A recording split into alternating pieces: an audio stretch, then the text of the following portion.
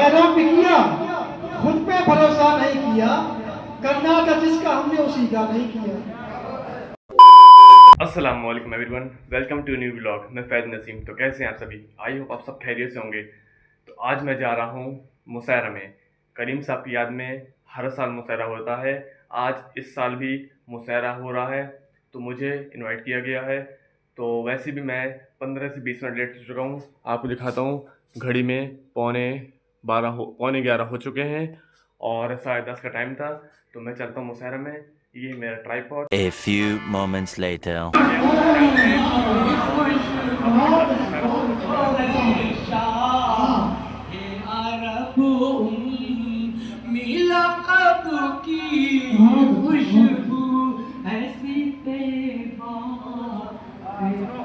Five minutes later. शेरों से दावत कराम दे रहा हूँ। सारे जहान में है वही शख्स मोहतरम जिसने जमीन दर्द का सौदा नहीं किया। और बरदस्त शेर कहता है या वस्नाज, इसने किसी के शेर का शका नहीं किया। मैं तो अपने आप को सबसे छोटा शायर मानता हूँ, लेकिन अब पढ़ना जरूरी है क्योंकि हमारी शमूलियत होना चाहिए ना। तो मैं भी चंद शेर पेश करता हूँ। मतलब देखिएगा, बताओ खास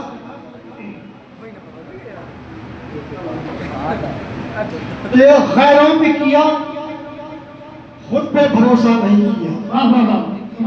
खैरों पे किया, दूसरे में से बता चाहूंगा कि खैरों पे किया, खुद पे भरोसा नहीं किया, करना था जिसका हमने उसी का नहीं किया। खैरों पे किया, खुद पे भरोसा नहीं किया, करना था जिसका हमने उसी का नहीं किया। करना था जिसका हमने उसी का नहीं किया। और शेर देखिए कि मैला न कर सका गुनाह जिसके लिबास को, मैला न कर सका गुनाह जिसके लिबास को, उसके कफन को रब ने भी मैला नहीं किया। मैला न कर सका गुनाह जिसके लिबास को, उसके कफन को रब ने भी मैला नहीं किया। और ये शेर देखिएगा हाथों से आपके हिसाब से शेर है कि मेरे तबीब का मुझ पर मेरे तबीब का एहसान ये हुआ, मुझ पर मेरे तबीब का एहसान ये हुआ, बीमार ही रखा मुझे अच्छा नहीं किया। मुझ पर मेरे तबीब का एहसान ये हुआ, बीमार ही रखा मुझे अच्छा नहीं किया। और ये शेर देखिएगा, गदर का शेर पेश करता हूँ। निजाम साहब सुनिए, गदर निजाम साहब कि चेहरे से मेरे जुल्फ जो उसने अलग न की, चेहरे से मेरे जुल्फ जो उसने अलग न की, हमने भी अपने रुख पे सवेरा नहीं किया। चेहरे से मेरे जुल्फ जो उसने अलग न की, हमने भी अपने रुख पे सवेरा नहीं किया। और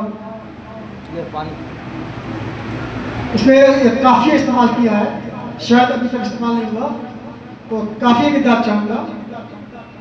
उस बेवफा की जान ली जिस दिन से है असलियत, उस बेवफा की वकील साहब, उस बेवफा की जान ली जिस दिन से असलियत, आंखों को अपनी फिर कभी झरना नहीं किया, आंखों को अपनी फिर कभी झरना नहीं किया, आंखों को अपनी फिर कभी झरना नहीं किया।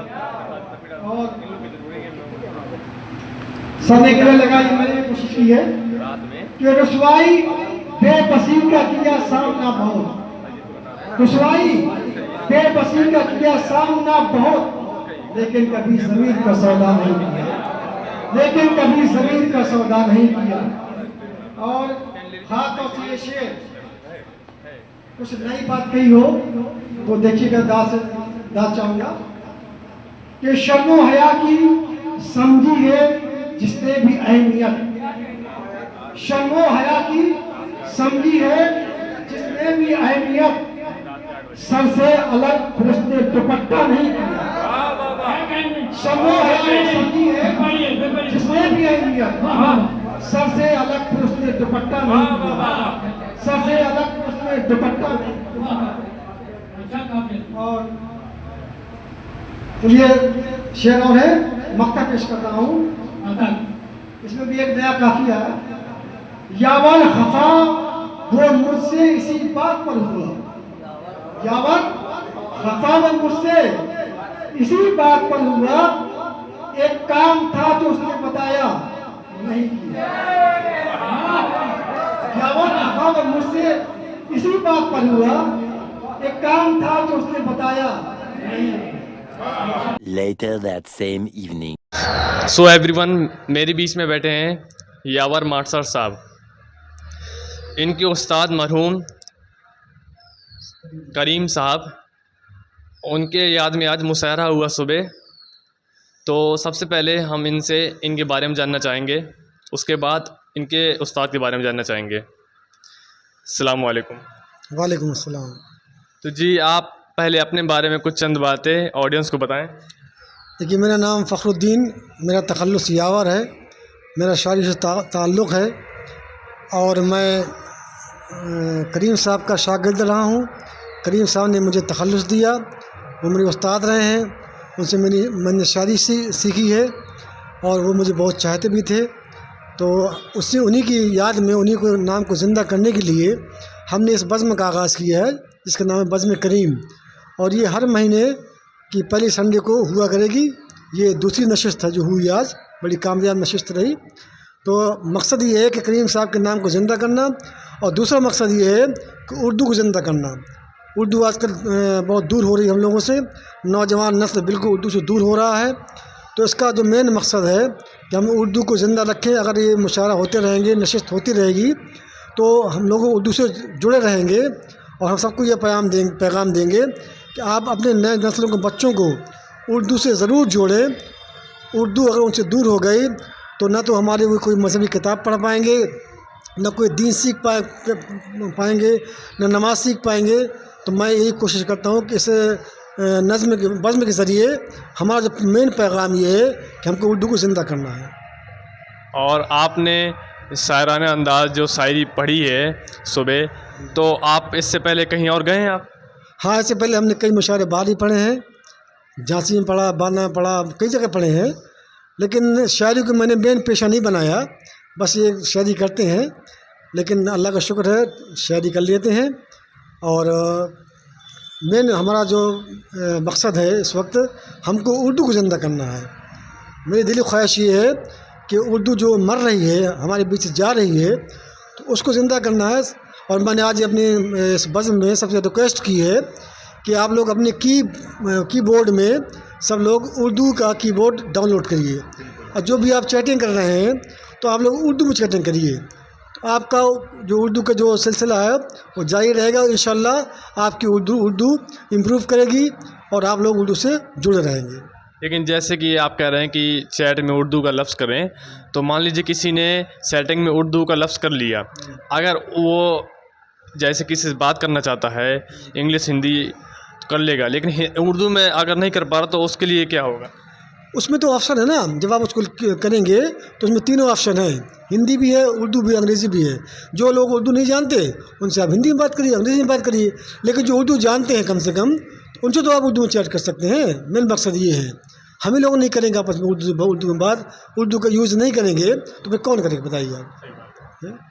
और आप ऑडियंस से कुछ तड़कती भड़कती 2 लाइन या 4 लाइन की शायरी सुना सकते हैं? हाँ, मैं पहली बात तो करीम साहब की 4 मिसरे सुना रहा हूँ, जो उस्ताद थे हमारे, कि उन्होंने बहुत पहले कहा था कि बारहा सोचा चला जाऊँ यहाँ से बाहर, बारहा सोचा चला जाऊँ यहाँ से बाहर, कैसे जाऊँ कि ये नज़रें नहीं जाने देती, सब ने दे दी मुझे जाने की इजाज़त, लेकिन मेरे अजदाद की कब्रें नहीं जाने देती। क्या बात है, क्या बात है। और मेरे 4 शेर हैं। जो सच्चे लोग हैं और बावफा हैं, मुझे ये आज के दौर पे ये शेर कहने में मजबूर किया कि जो सच्चे लोग हैं और बावफा हैं, उन्हीं की आजमाइश हो रही है। जो सच्चे लोग हैं और बावफा हैं, उन्हीं की आजमाइश हो रही है। ये कैसा दौर अब आया यावर, गुनाहों की नुमाइश हो रही है। क्या बात है। तो आप लोग क्या कहना चाहते हैं इस बारे में कमेंट में ज़रूर बताएं। और अब इनके उस्ताद करीम साहब के बारे में कुछ जानना चाहेंगे। उनको कितने साल गुजरे मतलब जो चले गए हैं दुनिया से, कितने साल हो गए, तो उनके बारे में आप कुछ बताएं चंद बातें। देखिए, करीम साहब का नाम तो वैसे पूरे हिंदुस्तान में मशहूर है और वो रहमानी इंटर कॉलेज में उर्दू के लेक्चरर रहे हैं। उन्होंने सारी ज़िंदगी उर्दू की खिदमत की है। शेर व शायरी से उनका बहुत लगाव था। तकरीबन आज से 11-12 साल पहले उनका इंतकाल हुआ था और शायर बुंदेल के नाम से उनको लोग जानते थे और उनके कम से कम 70-80 प्रोग्राम तो रेडियो में आ चुके हैं। कई प्रोग्राम से उनके टीवी में आए हैं। उनकी गज़लों को मौसीकी देख के लोगों ने पढ़ा भी है और बहुत बड़े ऊंचे दर्जे के शायर थे वो। और रहमानी इंटर कॉलेज में टीचर भी थे उर्दू के। और मेन चीज़ ये थी, उनकी पर्सनालिटी को सब लोग सलाम करते थे। बड़े पर्सनालिटी के वो के शायर थे और हमारे उस्ताद हैं। तो हमें बड़ी खुशी की बात है कि ऐसी शख्सियत हमारे उस्ताद रहे हैं। उन्होंने हमको शायरी सिखाई है और हम कोशिश करेंगे कि जितना ज़्यादा से ज़्यादा कोशिश करें कि उनके नाम को शायरी के ज़रिए ज़िंदा रखें। तो इसीलिए हमने नशिश शुरू की है कि कम से कम एक महीने में एक बार उनका ज़िक्र होगा, उनके कलाम पढ़े जाएंगे तो लोगों को उनका नाम याद रहेगा, उनका नाम ज़िंदा रहेगा। और करीम साहब की जो टॉप क्लास की कुछ चुनिंदा शायरी हो तो वो आप पढ़ के सुना सकते हैं। मैंने अभी जो 4 मिसरा आपको सुनाया तो वो तो बहुत मशहूर उनकी है। उनकी किताब शनाख्त नाम से उनकी किताब भी मंजर आम पे आ चुकी है। मौधा में सिर्फ 2 लोगों की किताबें मौधा में शाया हुई हैं, एक मास्टर करीम साहब और मास्टर मसरूर साहब।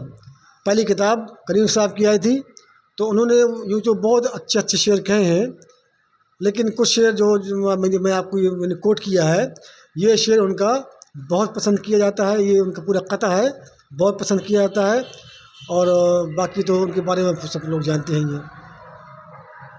तो इस तरीके से ये रहा इंटरव्यू। तो आप लोग को इंटरव्यू कैसा लगा प्लीज़ कमेंट करके ज़रूर बताएं। खुदा हाफिज़।